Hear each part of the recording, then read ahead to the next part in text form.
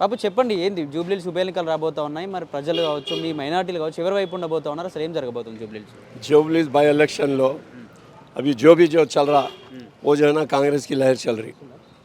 Congress party जीतेंगे यहाँ से क्योंकि पब्लिक जो है ना डिसाइड कर ली बीआरएस को नहीं डालना है। बीआरएस को 10 साल डाल दिया। अब इन्होंने क्या है 3 बार 15 ईयर से जो है ना नवीन यादव जोबलीस कॉन्सेंसस से कंसल्ट करा एमएलए के लिए, 2 बार इंडिपेंडेंट से करा, तीसरी बार एमआईएम से करा, वोट्स अच्छे लिया। बैड लक वो नहीं जीत सका, मगर इस बार फिर कांग्रेस पार्टी जो है ना उनको रेवंत रेड्डी साहब और हाई कमांड्स नवीन यादव के ऊपर डिसाइडेड करके भरोसा करके उनको जो है टिकट दिए। तो भरोसे को नवीन यादव भी जो है ना अपने माइंड में रख लेते हुए कांग्रेस का झंडा लेके तमाम जोबलीस कॉन्स्टिट्यूंसी में जो फिर के कैनवेसिंग करते हुए अब ये एरागड्डा डिवीज़न है। एरागड्डा डिवीज़न हमेशा जोबलीस में अप में रहा। 7 डिवीजन है जोबलीस कॉन्स्टिट्यूंसी में, जिसमें ये एरागड्डा डिवीज़न नंबर 1 पोजीशन में रहता। आप लोग अभी चैनल वाले है ना, आप लोग भी देख लो, यहाँ से जो है ना अच्छी मेजॉरिटी लीड लेंगे नवीन यादव और अदर्स डिवीजन से भी लेंगे। टोटल डिवीजन्स में मिला के मैं मेरे को पूरा विश्वास है भगवान ईश्वर अल्लाह से 85,000 से 1 लाख के करीब तक इन्होंने रीच करता। ఇక్కడ కాంగ్రెస్ పైన కూడా సంక్షేమ పథకాలు అమలు చేయట్లేదని చెప్పి కొంత వ్యతిరేకత వచ్చింది కదా, మరి అది ఏ విధంగా సాల్వ్ చేసుకుంటారు? बोलता हूँ वो बराबर है। अभी क्यों है इन्हों जो है बीआरएस हुकूमत पूरा खजाना लूट के चले गई, पूरा एम्प्टी है, कुछ भी नहीं है। अब फिर भी रेवंत रेड्डी साहब सीएम वो कैसा भी लोन सा वो ये लेके पदकम जो भी है फिर भी 3-4 पदकम रिलीज करे, जैसा बस फ्री है, 500 का गैस दिए, राशन कार्ड दिए, लाखों राशन कार्ड्स केसीआर के पीरियड में राशन कार्ड दिए, उसके बाद में कार्ड्स नहीं दिए। फिर आज 2025 में जो है ना रेवंत रेड्डी साहब आने के बाद में सब लाखों कार्ड जोबलीस कॉन्स्टिट्यूंसी में दिए और सब में ज़्यादा वोट्स यहाँ पे जो राशन कार्ड दिए एरागड्डे में लाखों कार्ड जो यहाँ पे इशू करे। और ये इलेक्शन के बाद में फिर जो लाखों कार्ड जो लोगों को जिसको भी राशन कार्ड नहीं है देंगे। और पहले मोटा चावल मिलता था बीआरएस हुकूमत में, आज कांग्रेस की हुकूमत में चावल बारीक मिल रहा, ये भी है। तो वो माइंड में रख लेते हुए पब्लिक इस बार बराबर वोट कांग्रेस को देंगे। ఇక్కడ మాగంటి గోపీనాథ్ ఎమ్మెల్యేగా ఉన్నప్పుడు ఎటువంటి పనులు చేయలేదా ఇక్కడ ఈ మీ ఎర్రగడ్డలో కావచ్చు జూబ్లీహిల్స్ ఎక్కడైనా? करे थोड़ा बहुत काम करे, किसके उनके बस्तियों में करे, उनके लीडरों को कर लिए फ़ायदा। यहाँ जर्नल को कांग्रेस नेशनल पार्टी है, ये अपन क्या बोलते हैं खलीला की पार्टी नहीं है बीआरएस, ये नेशनल है थ्रो। तो नेशनल पार्टी कभी भी क्या करती, टोटल देखती, टोटल डेवलपमेंट, ये मेरा है ये तेरा है वो नहीं, इक्वल पूरे कैडर्स इलेक्शन तक अपोजिशन, इलेक्शन होने के बाद 11 के बाद 14 के बाद में ऑल वोटर्स कांग्रेस पार्टी और नवीन यादव। ఇక్కడ కేసీఆర్ కూడా రాబోతా ఉన్నాడు జూబ్లీహిల్స్కి. కేసీఆర్ వచ్చిన తర్వాత కేసీఆర్ ప్రసంగం తర్వాత కూడా ఏమైనా మార్చే ఛాన్స్ ఉంటుంది, ప్రజల్లో కూడా కొంచెం మార్పు వచ్చే ఛాన్స్ ఉంటుంది అంటారా? कुछ भी नहीं होता, कोई भी हो जाओ।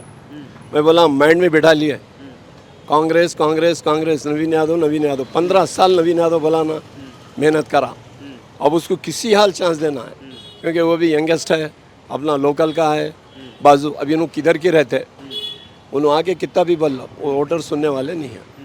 डिसाइड कर लिए इस बार बाई इलेक्शन में कांग्रेस को नवीन यादव को जिताना है। ఇక్కడ మాగంటి గోపీనాథ్ చనిపోయింది కాబట్టి సింపతితో కూడా ఓటేసే ఛాన్స్ ఉంటుంది కదా, వర్కౌట్ కాదంటారా? सिंपति अलग है, सिंपति है नहीं है नहीं, उन्होंने मर गए, हम भी उनके लिए भगवान को सुख शांति दे बोल के हम बात पर प्रेयर कर सकते हैं उतना ही। अब उन्होंने क्या है वर्क नहीं कर सकते, अपोजिशन में बैठना पड़ता, धरने देना पड़ता। यहाँ ज़रूरत नहीं है, हम कैडर्स जितने भी हैं यहाँ पे वो जो है कांग्रेस पार्टी को जिताए तो ठहर के जो है कामा कराते बस। ఇక్కడ బీజేపీ పరిస్థితి, బీజేపీని చూడ కేంద్ర మంత్రులు కూడా దిగే ఛాన్స్ ఉంది. थर्ड प्लेस बीजेपी ఏం లేదు, అది థర్డ్ ప్లేస్లోనే ఇది లెక్కకి రాదు। ఏదో చెప్పలేం ఇక బీఆర్ఎస్కి थोड़े बहुत डाले तो डाल देते हैं बीजेपी को। ఇక్కడ నవీన్ యాదవ్ గెలవక ముందు 2 టైమ్స్ ఓడిపోయింది కదా, గెలవక ముందు ఏమన్నా వచ్చి ఆమె గల్లీలలో సమస్యలను పరిష్కరించే ఛాన్స్ ఉందా? बहुत वर्क करा, बहुत वर्क। पूरी फैमिली को जो है ना बगैर बोले ये प्रॉब्लम है मैं तो आके उन्हें अपने मनी, जब गवर्नमेंट भी नहीं थी उन्होंने अपने पैसों से अपने जेब के पैसों से काम करा। वो विश्वास है वोटर्स को जोबलीहिल्स के पक्का पक्का 100% नवीन यादव है। చెప్పండి జూబ్లీహిల్స్లో ఎవరు గెలవబోతా ఉన్నారు, మరి మీ మైనారిటీలంతా ఎవరికి కూడా సపోర్ట్ ఉండబోతా ఉన్నారు? కాంగ్రెస్ ఖచ్చితంగా కాంగ్రెసే గెలుస్తుందండి. ఎందుకంటే రూలింగ్ పార్టీ మనకు అన్ని విధాల మైనారిటీ హెల్పింగ్ చేస్తున్నారు. ఇంకా ఏమంటారు లోన్స్ లాగా రేషన్ కార్డ్స్ పెన్షన్స్ అవి అన్నీ మనం వర్కౌట్ చేస్తారు అని మొన్ననే మిషన్స్ పంపిణీ చేశారు కదా. ఇంకా మనకి రోడ్లు పనులు కూడా అవుతున్నాయి. ఇంతవరకు ఏమీ లేవు. ఈ రోడ్లు కూడా మొన్ననే చేశారు. ఇంకా నడుస్తూనే ఉన్నాయి. ఇంకా 200 కోట్లు వాళ్ళు ఉపయోగించి కన్స్ట్రక్షన్స్ పనులు అన్ని పనులు చేస్తున్నారని చెప్తున్నారు కదా. అదేవిధంగా వాళ్ళు చేస్తారని ఆశతో వాళ్ళకి హెల్ప్ చేద్దామని అనుకుంటున్నాం. అంటే నవీన్ యాదవ్ ఇంతకుముందు 2 సార్లు పోటీ చేసి ఓడిపోయింది. ఇప్పుడు గెలుస్తారని ఎట్లా నమ్ముతా ఉన్నారు మరి? అప్పుడు టీఆర్ఎస్ కేసీఆర్ కదండి, అప్పుడు మాగంటి గోపీనాథ్కి హెల్ప్ చేశారు. ఇప్పుడు రూలింగ్ పార్టీ మనకి రేవంత్ రెడ్డి గారు. అందుకే నవీన్ యాదవ్ ఖచ్చితంగా గెలుస్తారని నమ్మకం. నవీన్ యాదవ్ గారు ఇంతకుముందు ఓడిపోయినప్పుడు ఎప్పుడైనా వచ్చి మీతో సమస్యలు ఏమైనా ఉంటే పరిష్కరించే ఛాన్స్ చేశారండి. ఎంఐఎంతో కలిసి చేశారు. అప్పుడు కూడా ఏమేమి పనులు చేశారమ్మా నవీన్ యాదవ్ గారు ఉన్నప్పుడు? నవీన్ యాదవ్ గారు పనులు ఏం చేశారండి, వాళ్ళు ఎంఐఎంతో కలిసి ఉన్నారు కదా, వీళ్ళు కలిసి చేశారు. అప్పుడు షరీఫ్ సాబ్ ఉన్నారు కదా, ఆయన చనిపోయారు, ఆయన ఉన్నప్పుడు చేశారు వాళ్ళు కలిసి. అందుకే మనకి వస్తారు లోకల్ మనిషి కదండి, మనం చెప్పుకోగలం, మన బాధలన్నీ చెప్పుకోగలము. వస్తారు వాళ్ళు, ఖచ్చితంగా వస్తారు. అంటే ఇంతకుముందు ఎమ్మెల్యే ఉన్నప్పుడు ఎటువంటి పనులు చేయలేదమ్మా ఇక్కడ ఈ జూబ్లీహిల్స్లో కావచ్చు, లేదండి, వాళ్ళు చేసేది ఏంటంటే దసరా దీపావళి ఏదన్నా వస్తే డబ్బాలు అవి ఇవి చీరలు అవి ఇవి స్త్రీలకు అట్లా పంపిణీ చేసి అట్లాగే చేసేవాళ్ళు. కానీ ఇప్పుడు వరకు అయితే ఏం లేదు వాళ్ళతోని రెస్పాన్స్. చెప్తున్నారు అవి ఏంటంటే మనకి పెన్షన్లు అవి ఇప్పించారని చెప్పుకుంటున్నారు. కానీ ఎవరన్నా రూలింగ్లో ఉన్నప్పుడు చేస్తారు కదండి.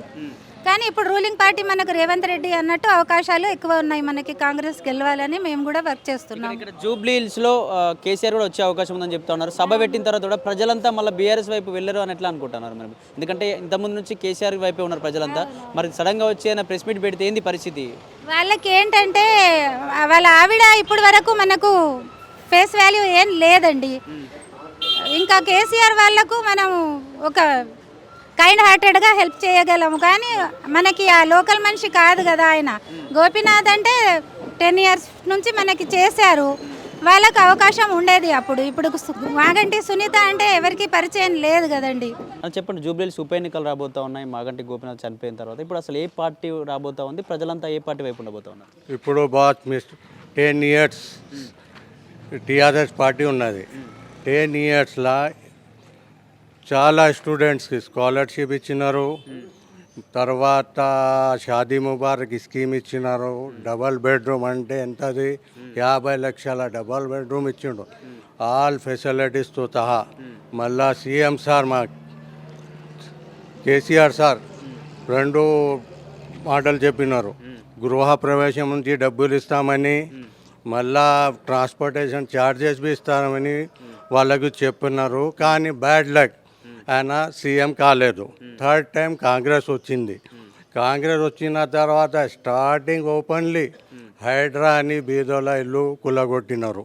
అది చాలా పెద్ద తప్పు. వేరేది చాలా బీదోళ్ళు డబల్ బెడ్రూమ్ గురించి ఇంతవరకు తిరుగుతూనే ఉన్నారు. సీఎం ఆఫీస్కి వాళ్ళ అక్కడ పోయి ధర్నాలు చేస్తున్నారు. వాళ్ళకు ఎవరు పట్టించుకోవటం లేదు.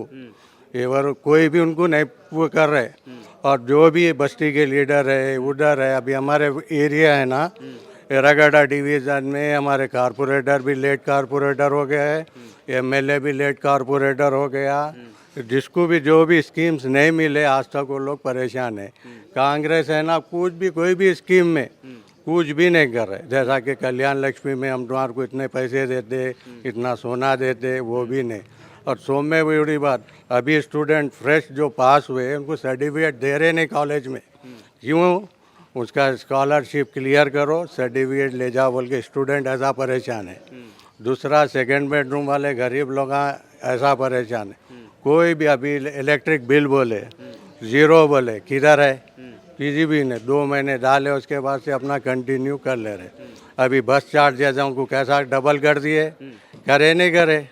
हम मिडिल क्लास लोगों से ही इलेक्शन जीतते पावर में आते, मिडिल क्लास को ही परेशान कर रहे ये कांग्रेस गवर्नमेंट, समझे। और रेवंत रेड्डी साहब क्या सोच रहे, क्या करने वाले, कोई वो नहीं है। इसमें हम लोग सब कंफ्यूज है। जैसा केसीआर साहब कर रहे ना, जैसा केसीआर साहब जो करे 10 साल में इरिगेशन डेवलपमेंट करे, पानी के लिए आज हैदराबाद को जितना पानी मिल रहा केसीआर साहब के जो है, वो सिंधु डैम था, थोड़ा पानी आता था, उसके बाद में आज जितना पानी आ रहा गोदावरी का ही आ रहा, उससे पूरे जने खुश है।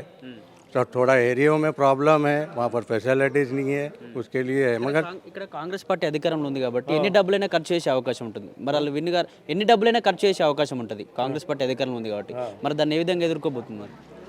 డబ్బులు దేని గురించి చేస్తారు వాళ్ళు? డబ్బుల గురించి ఏమి ఉన్నాయి ఫ్యూచర్ ప్లాన్ వాళ్ళ దగ్గర? స్టార్టింగ్ వీళ్ళు ఫ్యూచర్ ప్లాన్లో డమ్మీ చేసినారు, హైడ్రా అని, మళ్ళీ స్కాలర్షిప్ అని, అక్కడే డమ్మీ అన్న. ఫస్ట్ మిడిల్ క్లాస్ వాళ్ళకి మంచిగా చేసిన తర్వాత ఏమైనా పని చేస్తే వీళ్ళు మంచోళ్ళు అని మరి ప్లానే లేదు, ఏం లేదు, ఏమేమో చెప్తా ఉంటారు, ఏం చేయడం లేదు. ప్రతి ఒక్కడు టెన్షన్లో ఉన్నాడు, బిజినెస్లో కానీ, ఆటో డ్రైవర్లో కానీ, డైలీ వేజెస్ పని చేసే వాళ్ళకి కానీ, రియల్ ఎస్టేట్ మొత్తం భూములు అమ్మేస్తున్నారు. కరోడ్ రూపీస్ వస్తున్నాయి. ఆ కరోడ్ రూపీస్ దేనిలా యూజ్ చేస్తారు, ఎవరికి ఇస్తారు, ఏం ప్లాన్ లేదు, ఏం స్టేట్మెంట్ లేదు ఆయనది. ఇక్కడ బీజేపీ పరిస్థితి ఏంది? ఇక్కడ బీజేపీ అంటే సార్ వీళ్ళు ఎట్లా ఉన్నారు మీకు మంచిగా తెలుసు. బీజేపీ వాళ్ళు అదే మాట మాట్లాడరు, అది పేరు మాట్లాడుదాం, అది డెవలప్మెంట్ ఫ్యూచర్ గురించి మాట్లాడరు వాళ్ళు. వాళ్ళకి మైనస్ ఉంటుంది. ప్రజల గురించి మంచిగా ఆలోచించే వాళ్ళకి ఎవరైనా ఓటేస్తారు.